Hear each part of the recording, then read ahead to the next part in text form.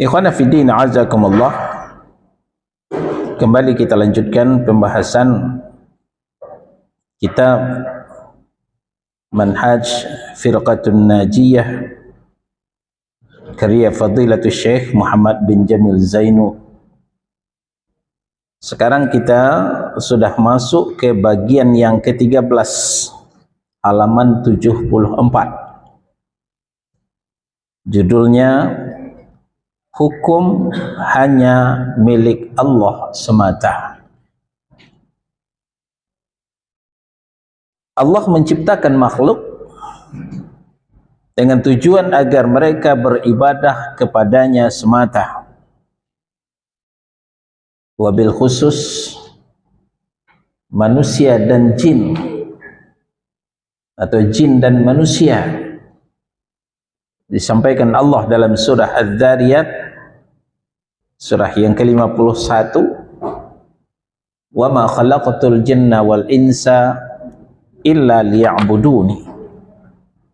Tidaklah kujadikan jin dan manusia melainkan untuk beribadah kepadaku. Untuk itu Allah mengutus para rasulnya untuk mengajarkan manusia, lalu menurunkan kitab-kitab kepada rasul-rasul tersebut sehingga bisa memberikan hukum, memberikan putusan yang benar dan adil di antara manusia. Hukum yang datang dari Allah adalah hukum yang benar dan hukum yang adil. Berbeda dengan hukum yang dibuat oleh manusia. Kebanyakan hukumnya tidak benar dan kebanyakan hukumnya tidak adil. Karena lebih cenderung hukum itu berpihak kepada yang bayar. Hukum itu lebih cenderung berpihak kepada yang punya uang. Nah, siapa yang banyak uang maka menanglah dia dalam pengadilan itu. Siapa yang tidak punya uang jangan berharap untuk menang. Itulah hukum yang dibuat oleh manusia. Hukum tersebut, maksudnya hukum Allah Subhanahu wa taala, tercermin dalam firman Allah dan sabda Rasulullah sallallahu alaihi wasallam. Hukum itu mencakup berbagai masalah. Masalah akidah, masalah ibadah, masalah muamalah dan lainnya. Itu lebih lengkap, lebih komplit dan lebih sempurna. Nah, sekarang kita lihat lebih jauh. Pertama, hukum dalam akidah, dalam ikatan batin kita dengan Allah Subhanahu wa ta'ala. Apa pengertian akidah? Kita kembali kepada Tauhid jilid 1. Al-aqdu artinya ikatan.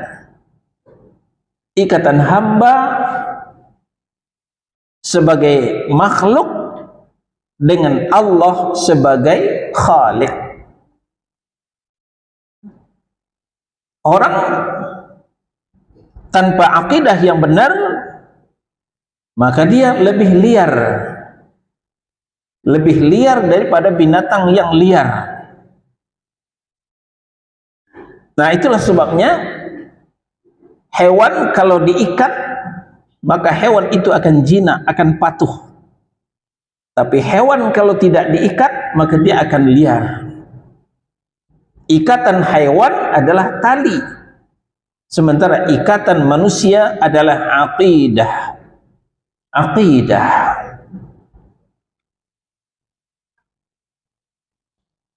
Yang pertama kali diserukan oleh para rasul adalah pelurusan aqidah.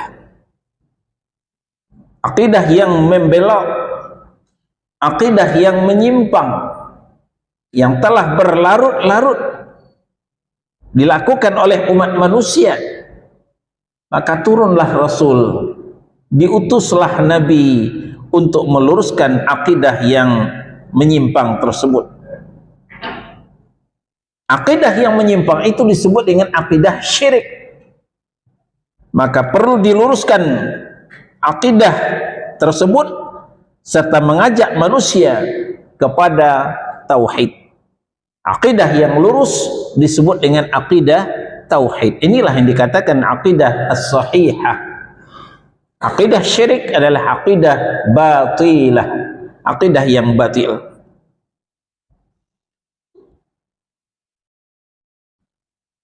Penulis rahimahullahu ta'ala menurunkan salah satu contoh apa yang dilakukan oleh Nabiullah Yusuf alaihi salam ketika beliau meringkuk di dalam penjara namun tetap berdakwah. Nabi Yusuf meringkuk di dalam penjara namun tetap berdakwah, menyampaikan tauhid kepada rekan sepenjaranya. Beliau menyeru kedua temannya kepada tauhid. Ketika keduanya menanyakan kepadanya tentang takbir mimpi, sebelum Nabi Yusuf menjawab pertanyaan kedua teman sepenjaranya itu, lebih dulu beliau menyampaikan dakwah tauhid. Ini bisa kita lihat dalam Yusuf surah yang ke-12 ayat 39 dan 40. A'udzu billahi minasyaitonir rajim. Dengarkan perbincangan Nabi Yusuf dengan rekan sepenjaranya. Ya sahibai sijni, a'arbabum mutafarriquna khairun amillahul wahidul qahar. Wahai kedua penghuni penjara, teman yang senasib dan sepenanggungan, manakah yang lebih baik? Apakah Tuhan-Tuhan yang bermacam-macam yang kalian sembah itu, ataukah Allah yang Maha Esa lagi Maha Perkasa?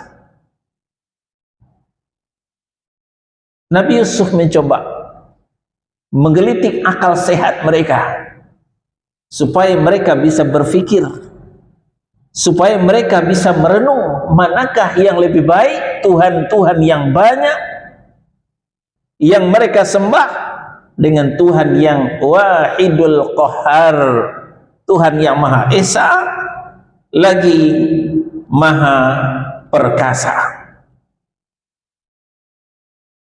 Sebenarnya kata Nabi Yusuf, ma ta'buduna min dunihi illa asma'an sammaitumuha antum wa aba'ukum ma anzalallahu biha min sultan, inil hukmu illa lillah amara alla ta'budu illa iyyah dzalika dinul qayyim walakinna aktsaran nasi la ya'lamun.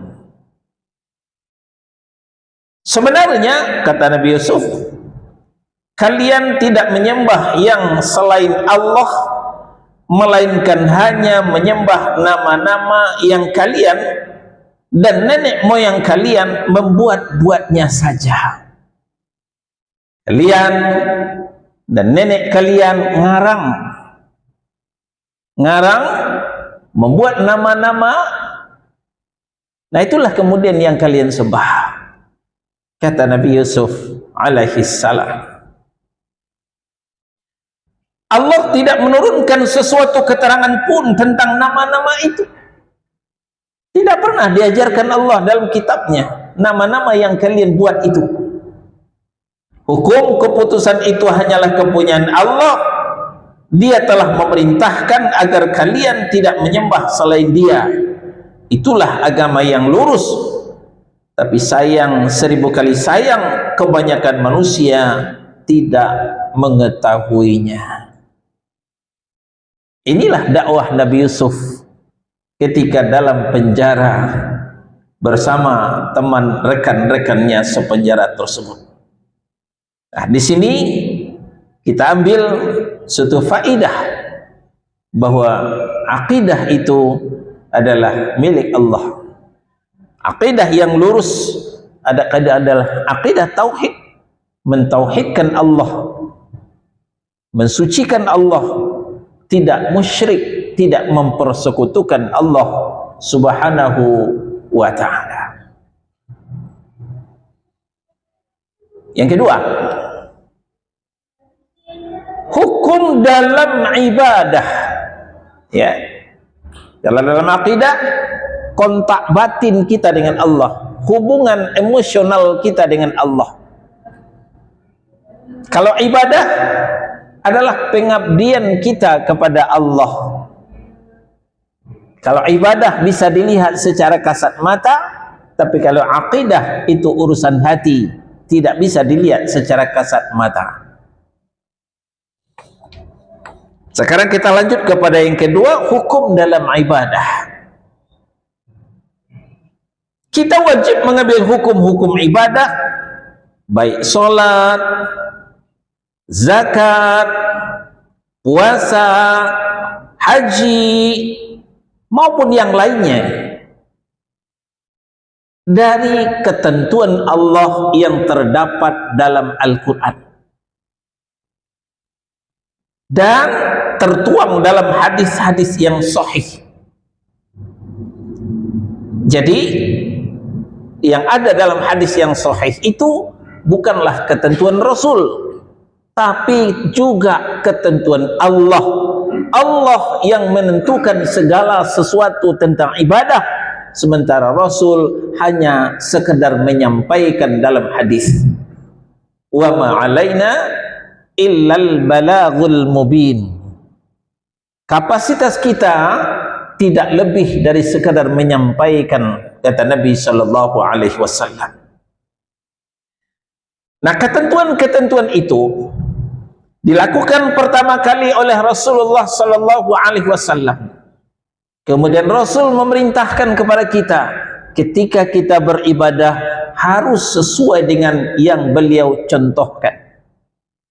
Inilah dia sunnah fi'liyah, ya. Nah, sebagaimana kita fahami, sunnah itu adalah ajaran sunnah Rasul, ajaran Rasul. Ada yang bersumber dari qauliyah, perkataan Rasul, ada yang dari fi'liyah, perbuatan Rasul, ada yang dari taqririyah, persetujuan Rasul, ada yang dari hammiyah, cita-cita Rasul yang belum terwujud. Nah, tentang solat, maka kemudian Rasulullah sallallahu alaihi wasallam berpesan, dan ini bisa kita lihat dalam hadis Al-Bukhari dan Muslim. Apa kata Nabi? Sallu kama ra'aitumuni usalli. Salatlah kalian sebagaimana kalian melihat aku salat. Nah, ini adalah sunnah fi'liyah, ajaran yang tertuang dalam perbuatan Rasul lalu diceritakan oleh sahabat. Nah, maka kita tidak bisa meninggalkan sahabat, ya. Kita tidak bisa meninggalkan qala sahabah, perkataan para sahabat. Tidak cukup qala Allah wa qala Rasul, harus ada wa qala sahabah. Di mana kita tahu sifat salat Nabi adalah dari qala sahabah, bukan di qala Rasul. Tentang salat Rasulullah sedikit sekali berkata. Yang banyak berkata itu adalah para sahabat, menceritakan seperti apa salatnya Rasulullah sallallahu alaihi wasallam. Nah, maka dari itu para ulama memfatwakan kita wajib salat seperti salatnya Nabi, walaupun tidak persis tapi mendekati, setidaknya salat kita seperti salatnya Nabi. Jadi dari hari ke hari, Dari waktu ke waktu kita harus periksa solat kita. Sudahkah solat kita seperti solatnya Nabi? Dengan dalil sallu kama ra'aitumuni usalli. Solatlah kamu sebagaimana kamu lihat aku solat. Ya, jangan salah menterjemah ya.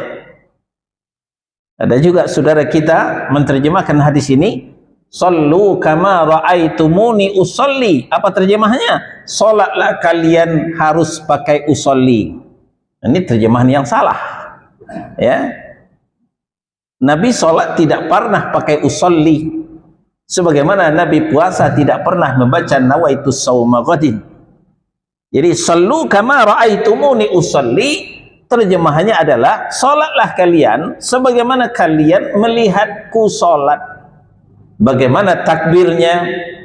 Telapak tangan menghadap ke kiblat, bukan menghadap ke pipi, bukan begitu takbirnya. Bagaimana jari jemari tersusun rapi, bukan ngambang begitu. Ya, bagaimana sedekapnya, bagaimana rukuk dan sujudnya, bagaimana berdirinya. Dari berdiri saja sudah ketahuan orang ini solatnya sudah belajar sifat solat Nabi atau belum. Orang yang sudah belajar sifat solat Nabi, maka kakinya itu lurus menghadap kiblat. Masih banyak kita lihat orang yang solat kakinya seperti ini, ya. Satu ke sana, ke barat, satu ke timur. Ya, satu ke utara, satu ke selatan, bukan menghadap kiblat. Jadi perhatikan. Kita sholat kaki kita seperti angka 11, lurus. Bukan seperti V begitu. Ya, ini contoh sifat sholat Nabi.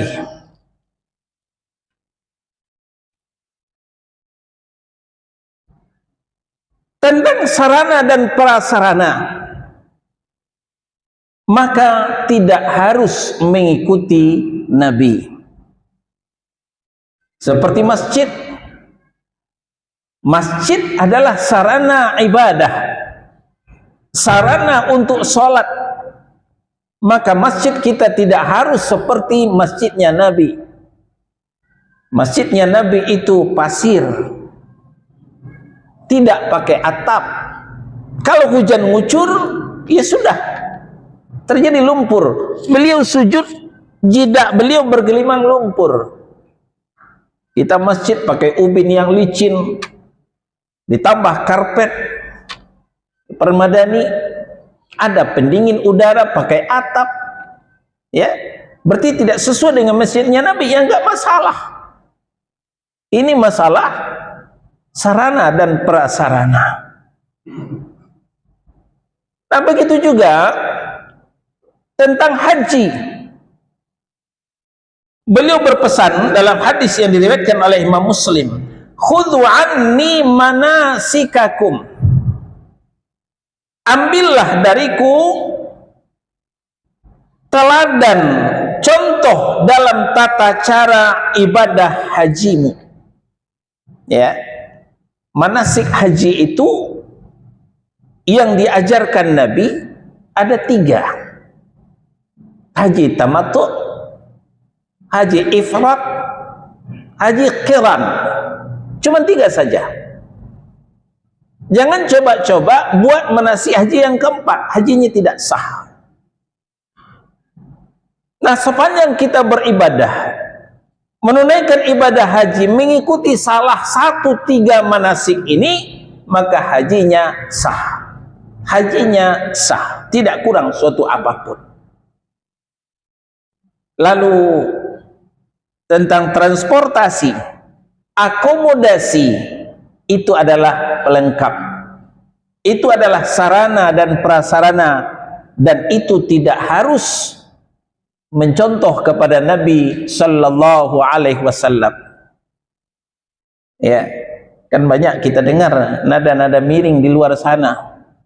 Dikit-dikit bid'ah, dikit-dikit sesat, dikit-dikit neraka. Suruh aja ke Mekah naik onta. Nabi kalian kan ke Mekah naik onta. Jadi kalian ikut Nabi harus naik onta juga, jangan naik pesawat. Pesawat itu bid'ah. Ya. Nah, ini semakin nampak dangkalnya ilmu mereka, tidak mengerti definisi bid'ah. Yang diharuskan oleh Nabi mengikut beliau adalah tentang manasik, bukan transportasi, bukan akomodasi. Ya, beliau diam di kemah, kita di hotel berbintang. Berarti tidak sesuai dengan Nabi dong. Tempat menginap itu tidak harus sesuai dengan Nabi. Sama dengan transportasi tadi. Apa yang ditekankan beliau? Yang ditekankan oleh Rasulullah hanyalah manasik. Khudhu anni manasikakum. Ambil dariku manasik hajimu kalau kamu mau menunaikan ibadah haji, kata Nabi sallallahu alaihi wasallam. Nah, jadi kalau masih mendengar nada-nada miring di luar sana, dikir-dikir pindah, dikir-dikir neraka, suruh aja ke Mekah naik onta. Ya, tersenyum sajalah. Nah, ini tentang bid'ah. Jadi hukum dalam ibadah itu harus sesuai dengan hukum Allah yang disampaikan oleh Rasulullah sallallahu alaihi wasallam.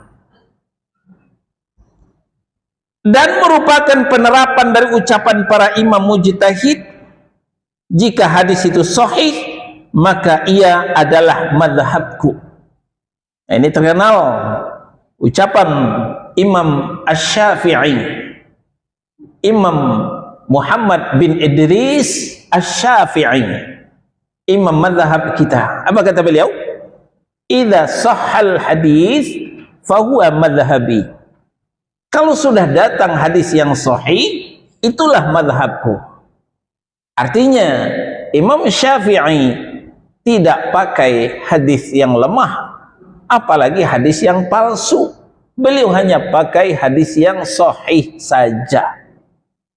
Maka kalau kemudian kedapatan apa yang disampaikan beliau menyelisih hadis yang sahih, maka kita tidak mengikut beliau, kita meninggalkan beliau. Ini juga atas saran beliau sendiri. Apa kata beliau selanjutnya? Kalau fatwaku bertentangan dengan hadis yang sahih, maka campakkan fatwaku ke tembok, ambillah hadis yang sahih. Imam Syafi'i tidak pernah menyuruh kita ta'assub, fanatik, taklid buta kepada beliau. Maka aneh yang ngaku-ngaku bermadhab Syafi'iyah, ta'assub, fanatik, dan taklid buta. Jadi Imam Asy-Syafi'i kita ikut sepanjang sesuai dengan hadis-hadis yang sahih. Ketika menyelisih hadis yang sahih, maka kemudian kita boleh pindah ke madhab yang lain. Ikut madhab boleh, fanatik madhab tidak boleh. Bila ada di antara imam mujtahid, imam mujtahid termasuk imam madhab, terjadi perselisihan pendapat, kita tidak boleh fanatik terhadap perkataan seorang di antara mereka, melainkan kepada yang memiliki dalil yang sahih yang bersumber dari Al-Quran dan As-Sunnah. Itulah yang kita pegang, itulah yang kita ikuti. Yang ketiga, hukum dalam muamalah.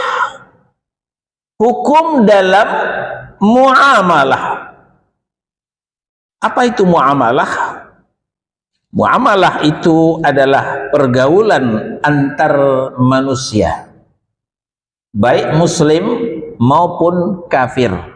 Ya, dalam keseharian kita seringkali berinteraksi dengan sesama manusia, karena kita bermasyarakat, baik dengan muslim maupun dengan orang kafir. Ya.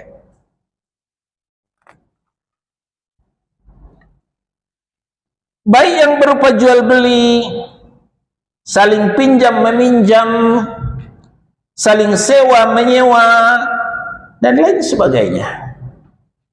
Semuanya itu ketentuannya telah diatur oleh Allah Subhanahu wa taala. harus berlandasan hukum keputusan Allah dan Rasulnya. Di dalam An-Nisa surah yang keempat ayat 65 Allah berfirman, "Fala wa rabbika la yu'minuna hatta yuhakkimuka fima syajara bainahum thumma la yajidu fi anfusihim harajan mimma qadaita wa yusallimu taslima." Maka demi Rabbmu hai Muhammad. Siapa Rabbnya Muhammad? Allah Subhanahu wa ta'ala. Jadi Allah bersumpah dengan Rabbnya Muhammad, yaitu dengan namanya sendiri. Allah bersumpah dengan dirinya sendiri. Maka demi Rabbmu hai Muhammad, mereka umatmu itu pada hakikatnya tidaklah beriman, sehingga mereka menjadikan kamu sebagai hakim pemutus dalam perkara yang mereka perselisihkan. Kemudian mereka tidak merasa keberatan dalam hati mereka terhadap keputusan yang kamu berikan, dan mereka menerima dengan sepenuh hati. Indikasi orang yang beriman tidaklah digambarkan dengan penampilan, dengan casing, kemana-mana pakai gamis, kemana-mana pakai jubah, kemana-mana pakai peci putih, kemana-mana pakai tasbih, pegang tasbih. Bukan itu. Ada 3 indikasi keimanan itu, kata Allah Subhanahu wa ta'ala. Ya. Allah itu sendiri yang mengatakan ada 3 indikasi orang itu bisa dikatakan beriman. Ketika tidak ada 3 indikasi ini, pada hakikatnya mereka belumlah beriman, kata Allah Subhanahu wa ta'ala. Dengarkan pernyataan Allah Subhanahu wa ta'ala, "Fala wa rabbika." Sampai-sampai Allah bersumpah, demi Rabb kalian, demi Rabbmu hai Muhammad, la yu'minuna, mereka pada hakikatnya tidaklah beriman. Mereka pada hakikatnya tidaklah bisa disebut orang yang beriman. Sampai kapan? 1. Hatta yuhakkimuka fima syajara bainahum, sehingga mereka menjadikanmu wahai Muhammad, wahai Rasulullah, sebagai hakim dalam pemutus perkara yang mereka perselisihkan. Jadi kalau kita berbeda pendapat, gak usah bersih tegang urat leher, gak perlu bertengkar, apalagi sampai menapik meja, gak perlu. Ya, itu hawa nafsu semua, itu syaitan semua itu. Solusinya gimana? Undang Rasulullah untuk memutuskan. Tapi Rasulullah kan sudah wafat, Ustaz. Ya, Rasulullah sudah wafat, tapi ada sunnahnya, ada ajarannya, ada hadisnya yang tinggal. Nah, maka siapa yang sesuai pendapatnya dengan sunnah Rasul, maka itulah yang benar. Siapa yang pendapatnya menyelisihi sunnah Rasul, berarti itu pendapatnya tidak benar. Gampang kan? Ya. Kalau kita mau legowo, kalau kita tidak ditunggangi oleh hawa nafsu, tidak ditunggangi oleh syaitan, kita tinggal kembalikan kepada Rasulullah sallallahu alaihi wasallam. 1.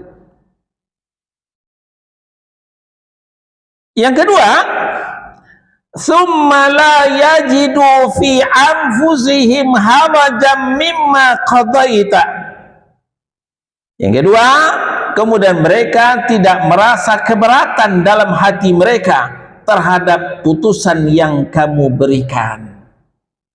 Kalau tidak keberatan berarti menerima. Menerima dengan lapang dada. Ya. Nah, ini qabul, ya. Ingat pelajaran kita di Tauhid jilid 1, syarat la ilaha illallah. 1 di antara 7 adalah qabul, menerima konsekuensi dari syahadat tersebut, termasuk menerima titah dari Rasulullah sallallahu alaihi wasallam. Karena ada juga sebagian kaum muslimin dibacakan hadis yang sahih, mereka dengar tapi tetap tidak mereka terima. Iya sih, hadis Nabi kami tahu, tapi kan mazhab kami nggak begitu. Tapi kan kata guru kami nggak begitu. Tapi kan yang biasa kami lakukan nggak begitu. Nah, tapi kan ini adalah membantah apa yang diputuskan oleh Rasulullah sallallahu alaihi wasallam. Nah, ini tidak masuk pada bagian yang kedua ini. Tsumma la yajidu fi anfusihim harajan mimma qadaita. Kemudian mereka tidak merasa keberatan dalam hati mereka terhadap keputusan yang kamu berikan. Yang ketiga, wa yusallimu taslima, dan mereka menerima dengan sepenuh hati, dengan lapang dada, dengan legowo, walaupun keputusan Rasul itu ya merugikannya, menggeser proyeknya, ya. Ini manusia berat menerima ketika proyeknya tergusur, ketika kepentingan pribadinya tersinggung. Wah, dia uring-uringan itu. Nah, orang yang beriman, dia akan menerima dengan sepenuh hati walaupun proyeknya tergusur, kepentingannya terganggu, karena dia lebih mengutamakan kepatuhannya kepada Allah dan Rasulnya. Para mufassirin dengan menyitir riwayat dari Imam Al-Bukhari menyebutkan sebab turunnya ayat di atas adalah karena sengketa yang terjadi, masalah irigasi, masalah pengairan. Kita kebayangkan bagaimana negeri Arab itu negeri padang pasir, airnya agak sulit, tidak sebanyak kita airnya. Nah, pada suatu kali terjadilah sengketa di antara sahabat, masalah yang mereka persengketakan adalah masalah irigasi, pengairan terhadap pertanian mereka. Itu terjadi antara dua sahabat Rasulullah sallallahu alaihi wasallam. Lalu Rasulullah sallallahu alaihi wasallam memutuskan bahwa yang berhak atas irigasi tersebut adalah Zubair. Lalu dengan serta-merta lawan sengketanya berkata, "Wahai Rasulullah, engkau putuskan hukum untuknya." Maksudnya dengan membela Zubair. Apakah karena dia adalah anak bibimu? Ya. Jadi timbul kecemburuan sosial bagi lawan sengketa Zubair ini. Kenapa Zubair yang dibela? Apakah maksudnya karena hubungan kerabat? Sehubungan dengan riwayat tersebut, dengan peristiwa tersebut, maka turunlah An-Nisa ayat 65. Putusan Rasul itu bukan karena kerabat, bukan karena membela saudara, tapi Allah yang mengatakan, wa ma yantiqu 'anil hawa in huwa illa wahyu yuha. Rasul itu tidak pernah berkata berdasarkan hawa nafsunya, kepentingan pribadi, kepentingan keluarga, tidak, melainkan yang disampaikan Rasul itu berdasarkan wahyu yang diwahyukan kepadanya. Nah, ini ayat teguran keras terhadap orang yang tidak setuju dengan keputusan Rasulullah sallallahu alaihi wasallam. Yang keempat, hukum dalam masalah hudud. Apa itu hudud? Hudud itu adalah pidana dan perdata. Ya.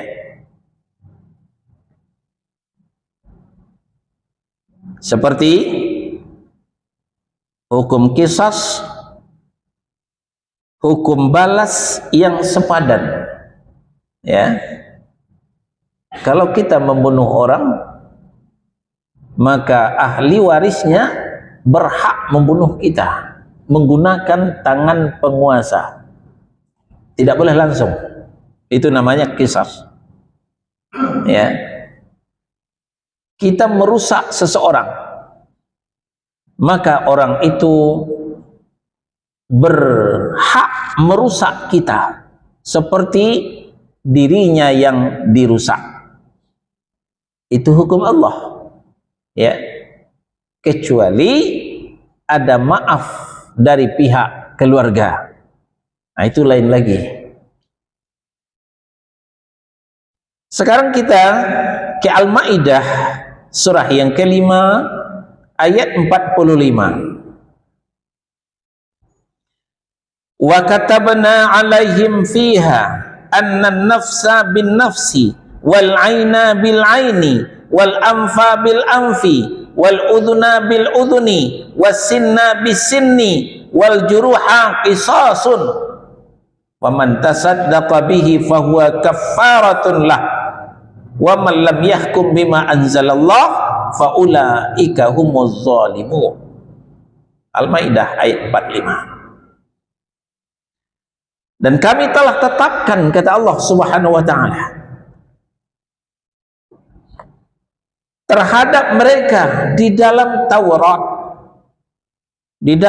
Taurat, bahwasanya jiwa dibalas dengan jiwa, mata dibalas dengan mata, hidung dibalas dengan hidung, telinga dibalas dengan telinga, gigi dibalas dengan gigi, dan luka-luka pun ada qisasnya. Hati-hati. Apapun permasalahan di antara kita, jangan terbakar emosi, lalu main hakim sendiri, jangan. Ya, kita prihatin. Sekarang hampir tidak ada nilainya jiwa manusia itu. Dikit-dikit main keroyok, dikit-dikit main hantam, dikit-dikit main bunuh. Ada cerita terakhir itu yang kita dengar, ya, yang punya rental, dia rentalkan mobilnya, hilang entah kemana, lalu dia cari ketemu, lalu dia ambil mobilnya itu dengan kunci serap yang masih ada, lalu diteriakin maling, dikeroyok ramai-ramai, mati. Innalillahi wa inna ilaihi raji'un. Dia ngambil mobilnya sendiri, tapi itulah main keroyok, main hakim sendiri.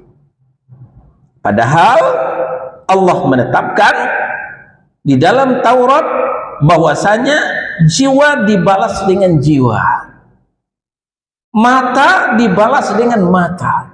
Kalau mata seseorang rusak gara-gara kita, maka mata kita juga harus dirusak. Hidung dibalas dengan hidung. Tadi hidungnya mancung, ya, lalu jadi pesek gara-gara kita, maka hidung kita harus dipesekkan juga. Ya, telinga dibalas dengan telinga, telinganya bagus, ya. Ini isen, ini digunting telinga orang, telinga kita juga harus digunting, ya. Apalagi gigi dibalas dengan gigi, ya,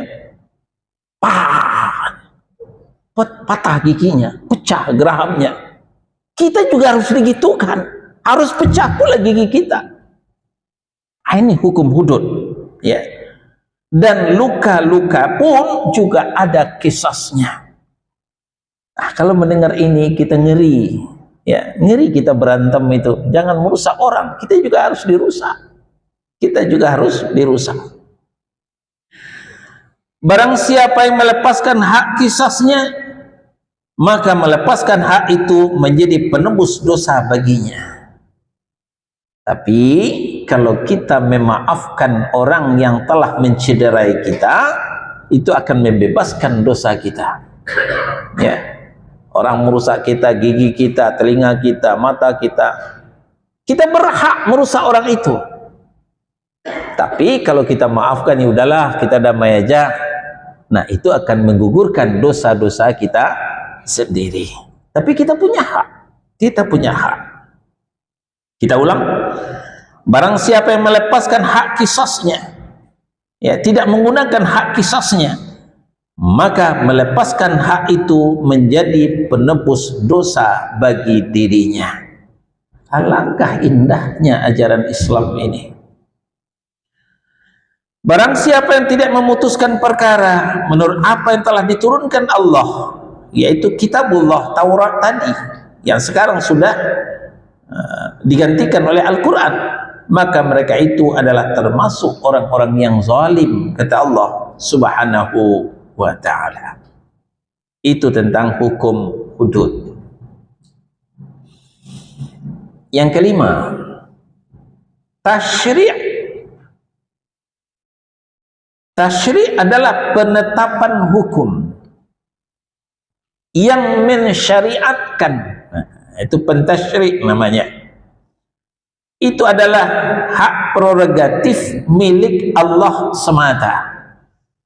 Tidak ada yang berhak selain daripada Allah Subhanahu wa ta'ala. Dalam Asy-Syu'ara, nah bukan Asy-Syu'ara, Asy-Syura, ya. Dalam Asy-Syura surah 42 ayat 13. Syara'a lakum minad dini ma wassa bihi Nuhan walladzi auhayna ilaika. Dia telah mensyariatkan untukmu tentang agama apa yang telah diwasiatkannya kepada Nuh dan apa yang telah kami wahyukan kepadamu. Jadi syariat ini juga sudah ada pada Nabi dan Rasul sebelumnya, walaupun tidak sama, ada perbedaan di sana sini.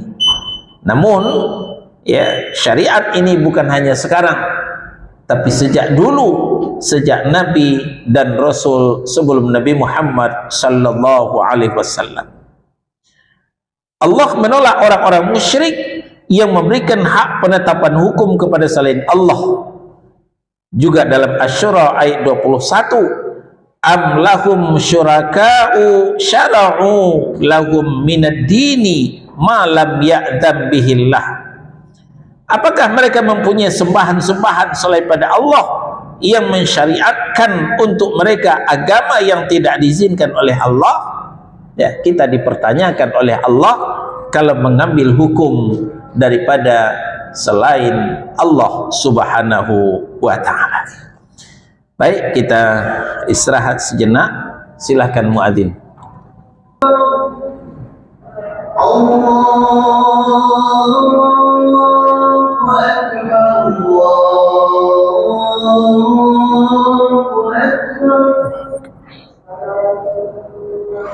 Asyhadu an la ilaha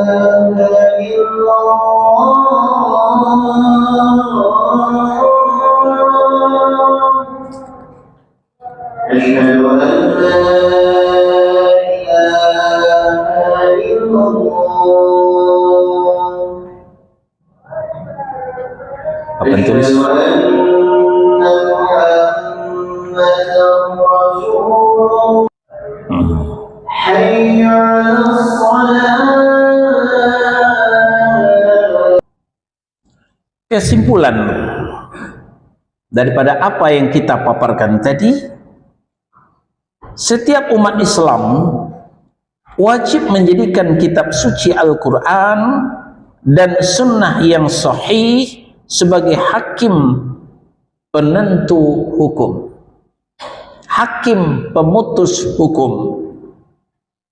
Merujuk kepada keduanya lah, kepada Al-Quran dan sunnah lah, manakala sedang berselisih dalam segala hal. Itu sebagai implementasi daripada Al-Maidah surah yang kelima ayat 49. wa anihkum bainahum bima anzalallah, dan hendaklah kalian memutuskan perkara di antara mereka menurut wahyu yang telah diturunkan oleh Allah Subhanahu wa taala.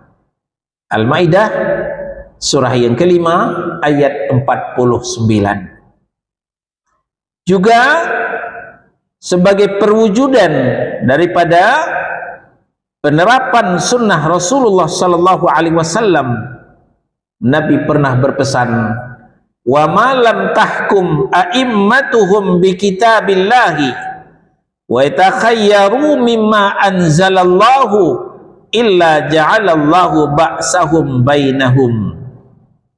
Dan selama para pemimpin mereka, para penguasa mereka tidak berhukum dengan kitabullah dan tidak memilih apa yang diturunkan oleh Allah, niscaya kesengsaraan akan ditimpakan di tengah-tengah mereka. Hadis riwayat Ibnu Majah dan lainnya. Derajat hadis ini hasan. Wallahu a'lam. Mungkin inilah sebabnya kenapa negeri kita selalu diterpa bencana, dirundung duka, karena hukum kita belum diterapkan hukum Allah, hukum yang dibawa oleh Rasul. Hukum kita masih KUHP, kasih uang habis perkara, peninggalan penjajahan Belanda dahulunya. Belanda itu kafir, ya. Jadi hukum kita masih hukum yang diwarisi dari orang-orang kafir. Maka umat Islam wajib membatalkan hukum-hukum perundang-undangan asing yang ada di negaranya, seperti undang-undang Perancis, undang-undang Inggris dan lainnya, termasuk yang Belanda tadi yang bertentangan dengan hukum Islam. Hendaknya umat Islam tidak lari ke mahkamah yang berlandaskan undang-undang yang bertentangan dengan Islam. Hendaknya mereka mengajukan perkaranya kepada orang-orang yang dipercaya dari kalangan ahlul ilmi, sehingga perkaranya diputuskan secara Islam, dan itulah yang lebih baik baginya. Sebab Islam menyandarkan mereka, memberikan keadilan di antara mereka, efisiensi dalam hal dan waktu, dalam hal uang dan waktu. Tidak seperti peradilan buatan manusia yang menghabiskan materi secara sia-sia. Belum lagi azab dan siksa besar yang bakal diterimanya pada hari kiamat, sebab dia berpaling dari hukum Allah yang adil dan berlindung kepada hukum-hukum buatan makhluk yang zalim. Sampai di sini materi kita. InsyaAllah pekan depan kita lanjutkan kepada bagian yang ke-14.